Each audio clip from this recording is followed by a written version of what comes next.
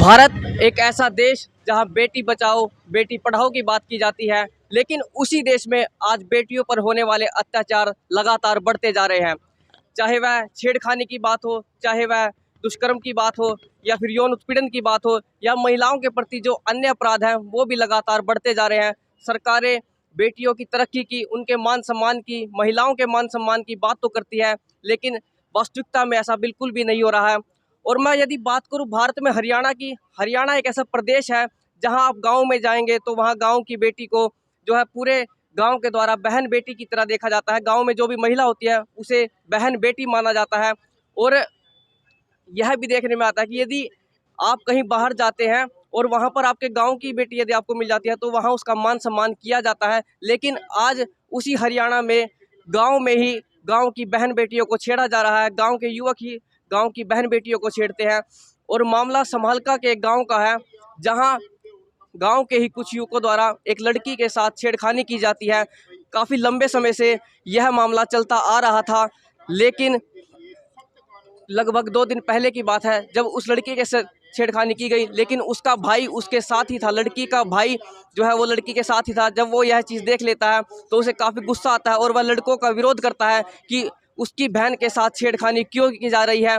लेकिन जैसे ही वो लड़का विरोध करना चालू करता है तो उसके साथ मारपीट की जाती है। और कैसे ना कैसे करके वो लड़का तो अपने आप को बचाकर चला जाता है, लेकिन उसके बाद उस युवती को, जो कि 12वीं कक्षा में पढ़ती है, गांव के ही युवकों द्वारा उसे अंदर घसीट लिया जाता है, उसके साथ छेड़खानी की जाती है, उसे खरोंचें भी आई हैं। और जब पुलिस के पास ये जाते हैं तो इनके इस मामले पर कोई संज्ञान नहीं लिया जाता। हालांकि इसे लेकर गांव में पंचायत भी हुई थी जिसमें फैसला करवाने का भी प्रयास किया गया था, लेकिन कोई निर्णय उसके बाद नहीं आया।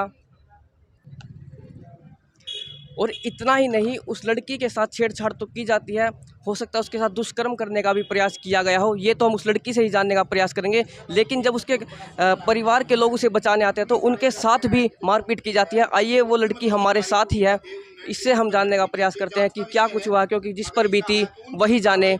आइए, इस लड़की से ही हम जान लेते हैं क्या हुआ था। सर, मैं 14 तारीख को मैं घेर में जा रही थी शाम के टाइम। तो मैं पशु का जो चारा वारा मतलब जो भी काम है उनको निपटा के मैं वापस आ रही थी। वहाँ पे ना गांव के लड़के खड़े थे तो उन्होंने गाली किया और मैं पास कर गए। तो इतने साथ था मेरा भाई छोटा, वो 12 साल का।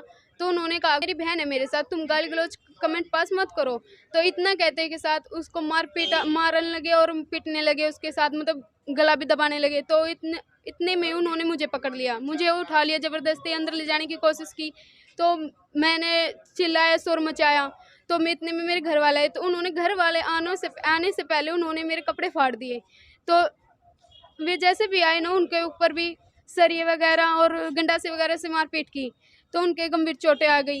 तो उनको बचाने मतलब और भी ज़्यादा शोर होने के बाद फिर पड़ोसी लोग आ गए, उन्होंने बीच बचाव कराया। बीच बचाव कराने के तुरंत बाद ही तो 2 लोग आते हैं और उनके नाम है अलमू और उमरदीन।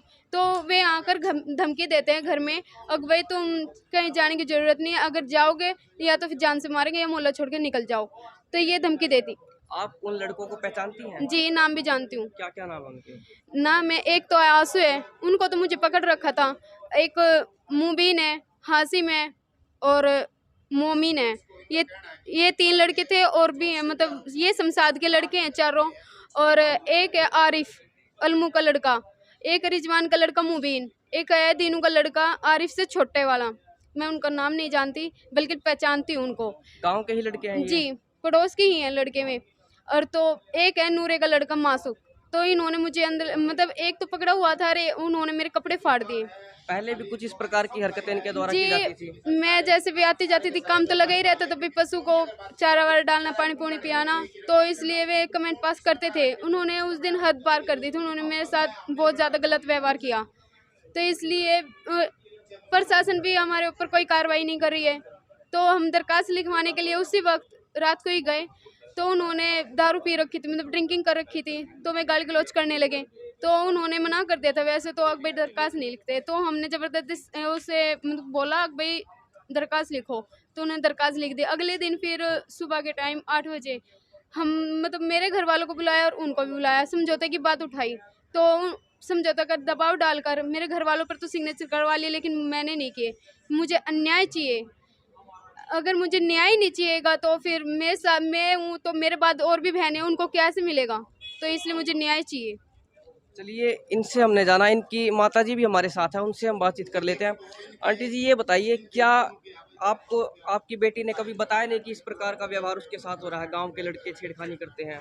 जी छेड़खानी तो करते थे। वैसे बेटी हमने समझा रखी थी, बेटी चे कोई कुछ कह जाओ तने कुछ नहीं कहना। फिर नी पार बसाई इसका भाई था, दोनों बाण भाई नार गिर करते थे।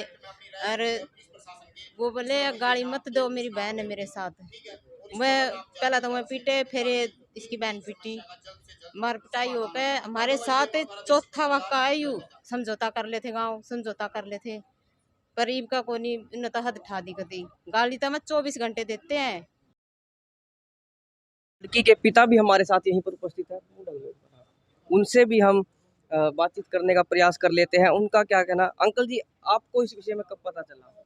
जी, मैं बोरिंग का काम करता हूँ, मैं बाहर रहता हूँ तकरीबन।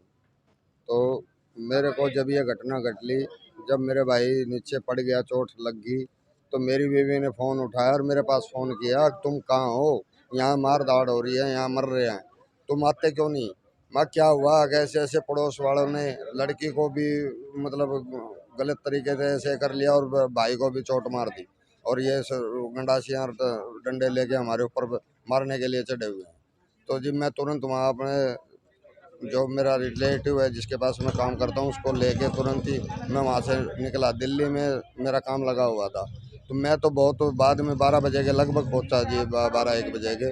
उससे पहले तो ये मेरे चाचा के लड़के वहाँ पड़ोस में ही मेरा चाचा रहता है, उन्होंने पता लगा और झगड़ा सुन के वो पहुँचे, रोड़ा सुन के, तो उन्होंने इनको बीच बचाव किया, छुटू के इनको जैसे कि दिन की चोटें हालतें देखी, तो इन्होंने कहा भाई चल चौकी में चलते दरखास्त देते। पुलिस में शिकायत की आपने? पुलिस ने क्या हाँ बताया? जी, पुलिस ने जी जैसे शिकायत करके ये वहाँ गए, तो वो पहले से ही दारू पिए हुए थे अधिकारी, तो इनको भी गाली गलौज देने लगे भाई तू कौन है, कैसे आया यहाँ, बाहर निकल।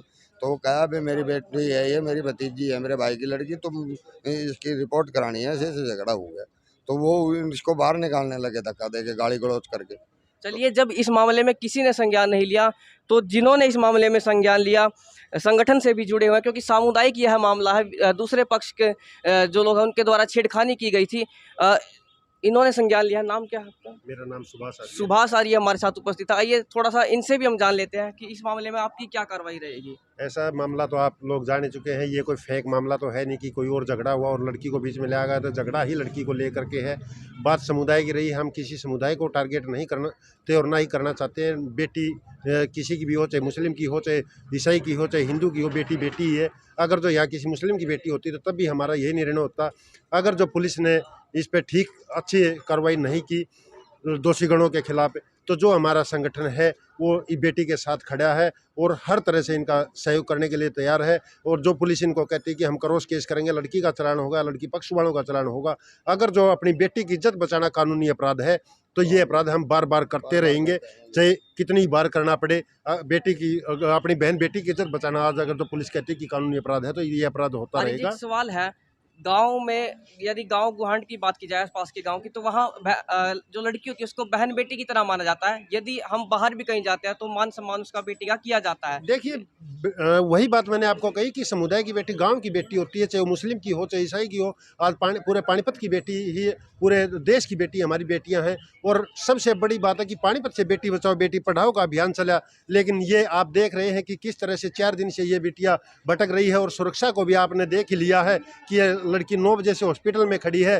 पुलिस वालों ने कह दिया कि मेडिकल होगा, और 1 घंटा बाद पुलिस वाली एक मैडम आगे इसका मेडिकल करा के फिर चली गई। कि इस बेटी को कितनी सुरक्षा दी गई और कितना इस परिवार को सुरक्षा के योग्य समझा गया है। पुलिस का जो सेवा सहयोग का नारा है वो आप देख रहे हैं। पानीपत पुलिस को शर्म आनी चाहिए कि क्या वो कर रहे हैं, और उन अधिकारियों को भी देखना चाहिए कि उनके नीचे बैठे हुए क्या कर रहे हैं, इस बेटी के लिए वो क्या न्याय करते हैं। तो उनका इंतजार है, और अगर जो इस बेटी को न्याय नहीं मिलता तो हम जो भी लड़ाई लड़नी पड़ेगी, हम हर तरह की लड़ाई लड़ने के लिए तैयार हैं। सभी हिंदू समुदाय मिल करके इस लड़ाई को लड़ेंगे। इस हिसाब से तो बेटी पैदा देखिए, करना अपराध हो गया। यहाँ पानीपत सिविल अस्पताल की हैं तस्वीरें हैं, और परिवार वाले उस लड़की का यहाँ पर जो है मेडिकल करवाने के लिए आए थे। घर से वह घेर की तरफ जाती थी और घेर से घर की तरफ आती थी। वह पशुओं को चारा डालने के लिए गई थी, लेकिन अक्सर ऐसा ही हुआ करता था कि पहले भी जो गांव के ही वे लड़के हैं उनके द्वारा लड़की के साथ छेड़खानी की जाती थी, लेकिन मारे शर्म के उसने घर वालों को कुछ भी नहीं बताया। लेकिन अब मामला काफ़ी बढ़ चुका था और हमारा निवेदन है पुलिस प्रशासन से भी कि इस मामले की अच्छे तरीके से जांच करे और इस मामले में जो भी दोषी पाया जाता है उस पर कार्रवाई करे और जो पीड़ित है उसे न्याय मिले। ऐसा हमारा प्रशासन से, पुलिस प्रशासन से निवेदन है। इसी के साथ हमसे जुड़े रहिए, आगे भी हम आपको इस प्रकार की घटनाएं दिखाने का प्रयास करते रहेंगे।